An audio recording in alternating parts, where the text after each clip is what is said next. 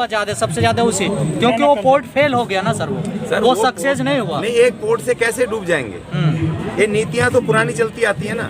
आप अपने एग्रीकल्चर को बर्बाद करोगे, आप अपने टूरिज्म को बर्बाद करोगे, आप अपने देश में जो एक भाईचारा है उसको खत्म करके आप सिंगली राष्ट्र बनाओगे, आप बुद्धिस्टों को मुसलमानों से, मुस्लिमों को क्रिश्चियनों को दूसरों से लड़वाओगे और अव्यवस्था फैलाओगे, तो विदेशी कैसे आएंगे? दुनिया कैसे अर्थव्यवस्था कैसे बचेगी? तो इसलिए देखिए, और दूसरा आज मैं लास्ट में कह रहा हूँ कि पूरी दुनिया में कोई किसी की भी स्थिर अर्थव्यवस्था नहीं है आज के दौर में।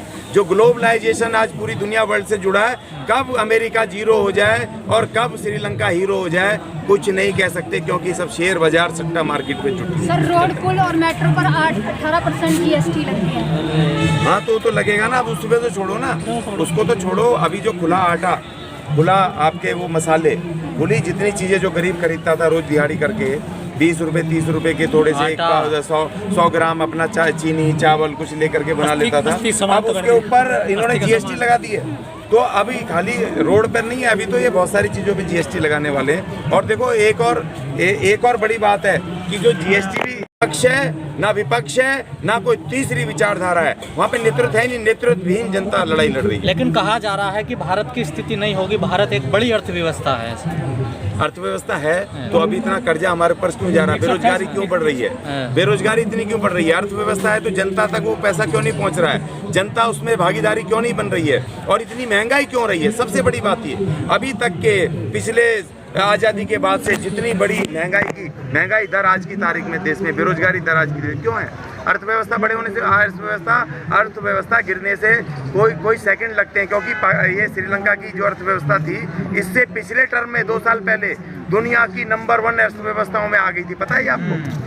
जो इससे 2 साल पहले जो टूरिज्म से 4,000 कुछ अरब डॉलर का उन्होंने, विदेशी अरब डॉलर का उन्होंने धंधा किया था।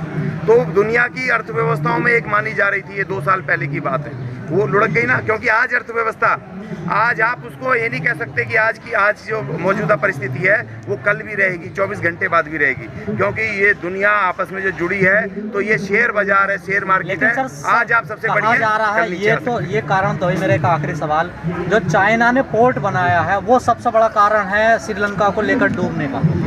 नहीं सर, ये तो सिर्फ कहने की बात है कि चाइना ने, वो सब नीतियों का हिस्सा है। अगर चाइना ने पोर्ट वहाँ पर बनाया है तो व्यापार के लिए नेतृत्व कर रही होती तो तब लगता कि वहाँ पर कोई क्रांति हुई है। वहाँ जनता की स्वयंभू क्रांति है, वहाँ जनता खुद नेतृत्व में, लीड में है, और उनका कोई नेतृत्व नहीं है। जैसे कि मान लो कोई विचारधारा अगर नेतृत्व करती, कोई पार्टी लीडरशिप कोई अगर नेतृत्व करता, मैदान में होता, तो तब वो क्रांति मानी जाती है। क्रांति नहीं है, ये जनता की क्रांति है। लेकिन दोबारा से घूम के उसी टाइप के नेताओं के हाथ में थोड़ा बहुत चेंजेस होंगे, लेकिन उसी टाइप के नेताओं के हाथ में चला गया। लेकिन श्रीलंका की जनता ना पक्ष ना विपक्ष किसी नेता को नहीं छोड़ रही है। वो नहीं, वो ठीक बात है, लेकिन वहाँ तीसरी विचारधारा नहीं है ना सर।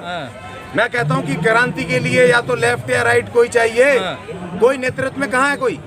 वहाँ जनता है। फिर भी ये मक्कार लीडर इन्हीं के तरीके से वो क्या नहीं कहेंगे, वो ज़्यादा ये नहीं कहेंगे कि भाई हमें सिंगली राष्ट्र बनाना है, वो ज़्यादा, लेकिन बाद में 2, 4, 5 साल बाद जब स्थिति सुधरेगी तो फिर आपको वही देखने को मिलेगा, क्योंकि नई विचारधारा नहीं है। पक्षों विपक्षों दोनों एक ही इस पे काम कर रहे थे। तो श्रीलंका की परिस्थितियों को समझना बहुत ही एक अलग तरह की बात है कि वहाँ पर कोई नेतृत्व नहीं है। क्रांति तब होती है कि जब वहाँ पर कोई विचारधारा खड़ी हो, सामने डट के खड़ी हो, तब और वो कहे कि हमने क्रांति करवाई है। कोई वहाँ पर दावा ही नहीं कर रहा जनता के अलावा, कोई पार्टी विपक्ष कोई आके कोई नई तीसरी शक्ति नहीं कर रही। क्रांति है ना सर, लेकिन वहाँ वो नेतृत्वहीन है, नेतृत्वविहीन क्रांति है, नेतृत्वकारी नहीं है, विचारधारा नहीं है उसमें।